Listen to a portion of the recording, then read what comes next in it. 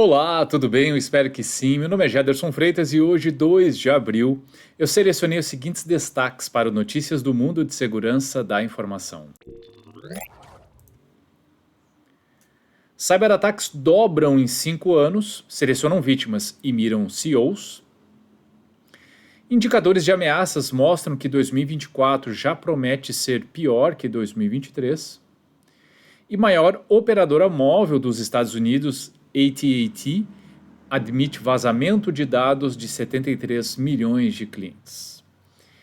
E eu começo com essa notícia que fala: cyberataques dobram em 5 anos, selecionam vítimas e miram CEOs.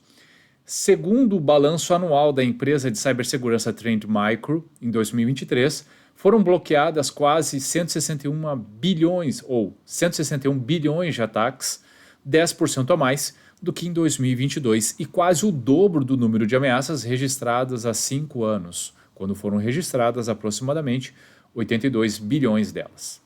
Análise sobre os tipos de ataques realizados em 2023 indica que as investidas via arquivos contaminados apresentam maior crescimento, 35%, o que para a empresa é sinal de que os atacantes estão selecionando as vítimas mais cuidadosamente. Em vez de dispararem uma enorme quantidade de e-mails ou sites com links maliciosos, os criminosos cibernéticos adotaram a estratégia de atingir menos alvos, só que com maior potencial de ganho financeiro. Eles fazem isso contornando camadas de detecção precoce, como filtros de rede de e-mails, o que explica o aumento nos arquivos maliciosos em endpoints, detalha César Cândido, diretor-geral da Trend Micro no Brasil. O relatório também aponta um aumento de quase 350% na detecção de malwares de e-mails, enquanto as detecções de URL maliciosas e phishing caíram 27%, enfatizando novamente a tendência de uso de anexos maliciosos nos ataques. Também houve crescimento de 16% nas detecções de Business Email Compromise, ou BEC, também conhecido como fraude do CEO. E ao mesmo tempo, em que houve queda de 14% nas detecções de ransomware, o aumento no registro de ameaças por arquivos pode indicar que os criminosos estão ficando melhores em evitar a detecção primária. E aí ele fala uma série aqui de soluções, de BIOD, de eventos de detecção primária, BIOD, soluções de antivírus, etc. Outros aspectos percebidos mostram aumento na criptografia remota e na intermitente e desvio de EDR, resposta de endpoint, usando máquinas virtuais VMs não monitoradas e ataques multi-ransomware, na qual as vítimas são atingidas mais de uma vez. Os atacantes reconheciam a EDR como uma excelente defesa, mas agora estão conseguindo aplicar táticas bypass para contornar a tecnologia. A Tailândia e os Estados Unidos foram os mais atacados por ransomware em 2023, com o setor bancário sendo o principal alvo do cybercrime. Acho que tem bons insights aqui, informações que são importantes, né? A matéria segue, ela fala um pouco mais sobre ataques a aplicativos em nuvem, fala das ameaças Zero Day, etc. Mas o grande ponto aqui é entendermos que a ameaça por malware ela está muito presente. Quando a gente fala de que dobrou em 5 anos, parece pouca coisa, mas é muita coisa. É muita coisa. Ano após ano a gente vem vendo incidentes acontecendo a todo momento. E pasmem, recentemente eu recebi uma pergunta de se os antivírus ou anti-malwares ainda eram necessários. É óbvio que sim. Claro que, como a matéria disse, os criminosos eles tentam forma de bypassar, formas de burlar os controles. Muitas vezes nada impede uma pessoa de dar 2 cliques e instalar um software malicioso. Mas é óbvio que soluções de controle dificultam, diminuem a possibilidade disso acontecer e eventualmente conseguem até inibir ações intencionais ou acidentais de alguns usuários. Então precisa ter esses controles. E é uma ameaça que tem sido bastante constante. Então qual tem sido a sua estratégia para a proteção de e-mail? Como estão suas campanhas de conscientização? Quais são as ferramentas que você implementou para diminuir a possibilidade de que esse tipo de evento aconteça? Essas são as perguntas que precisam ser respondidas. Indicadores de ameaças mostram que 2024 já promete ser pior que 2023.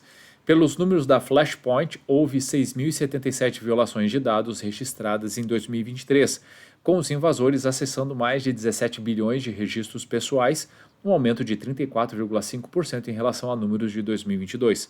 Nos primeiros 2 meses de 2024, aumentou 429% em relação aos primeiros 2 meses de 2023.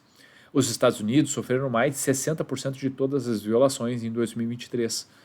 Este foi um aumento de 19,8% em relação aos números de 2022. Os primeiros 2 meses de 2024 registraram um novo aumento de 30% em relação ao mesmo período de 2023. Os ataques de ransomware aumentaram 84% em 2023 em relação a 2022. Parênteses. Percebem que diferentes estudos fabricantes analisando contextos podem trazer visões diferentes. A Trend diz que houve uma redução na quantidade de detecções de ataques de ransomware, enquanto aqui essa matéria diz que houve um aumento. Quando a gente olha num contexto geral, boa parte delas indicam um aumento de ataques de ransomware em 2023. Os primeiros 2 meses de 2024 registraram um aumento adicional de 23% em relação aos primeiros 2 meses de 2023, ou seja, ransomware continua crescendo. Apesar do grande número envolvido, um ataque e um invasor se destacaram durante 2023, os ataques MoveIT e o grupo de ransomware Lockbit. Os ataques MoveIT representaram 19,3% de todos os ataques relatados em 2023. Lockbit fez 1.049 vítimas, cerca de 20% de todos os ataques de ransomware conhecidos em 2023.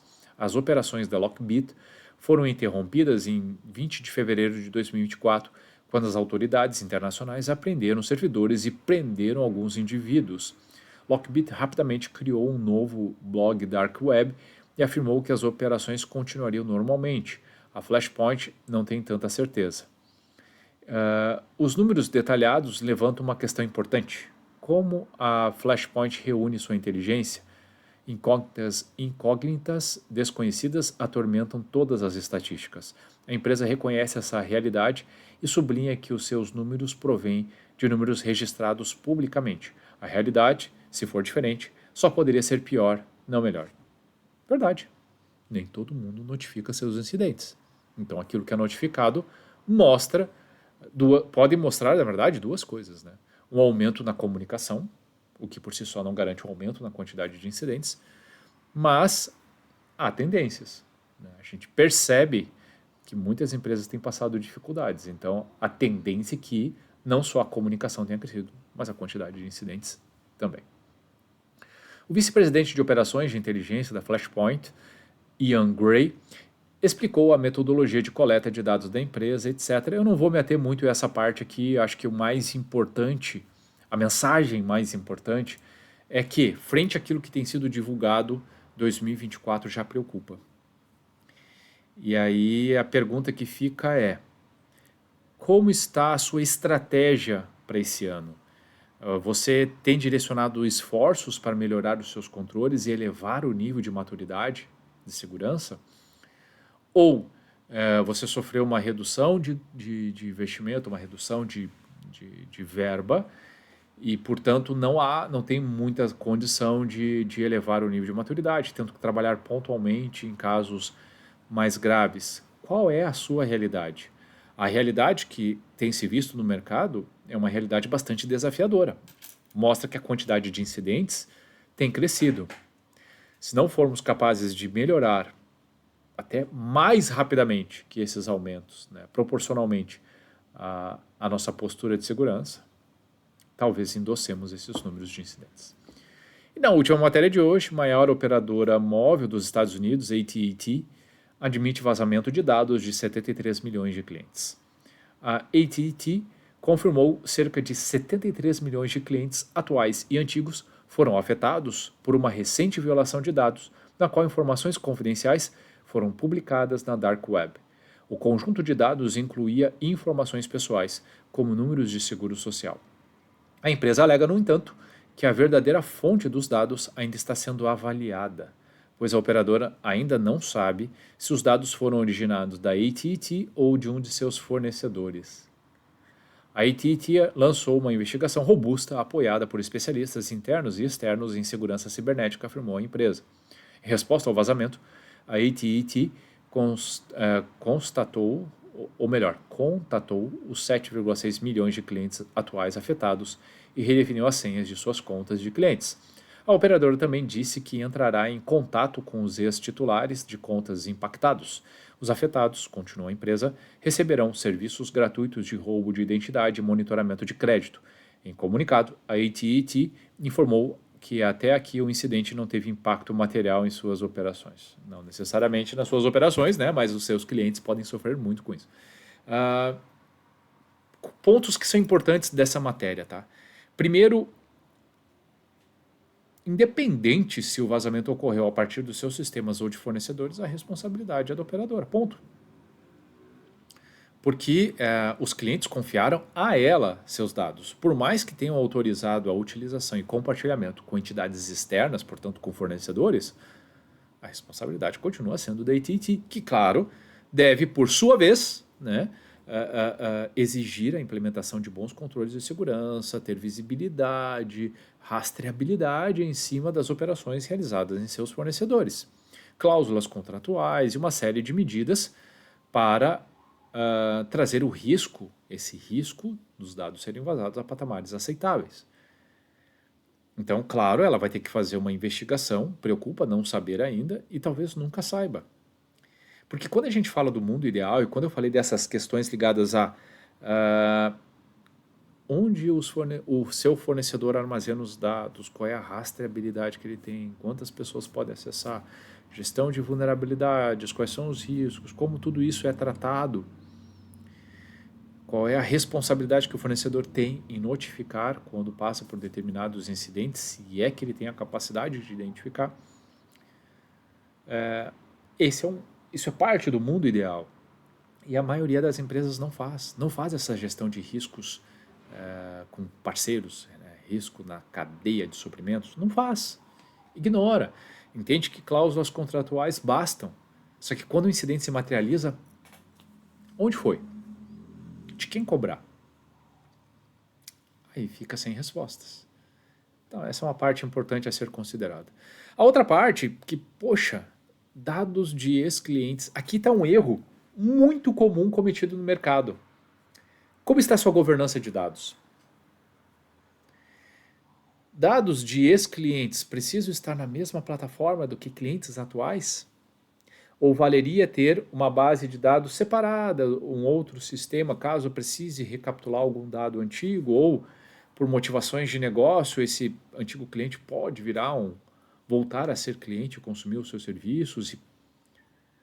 Mas separar isso e ter uma dimensão correta e adequada de onde estão esses dados, quem pode acessá-los, quais são os controles, etc., é bastante importante. Se houvesse uma governança adequada que separasse esses universos, nós não estaríamos falando de 73 milhões de clientes. Talvez estivéssemos falando de muito menos pessoas impactadas por um incidente.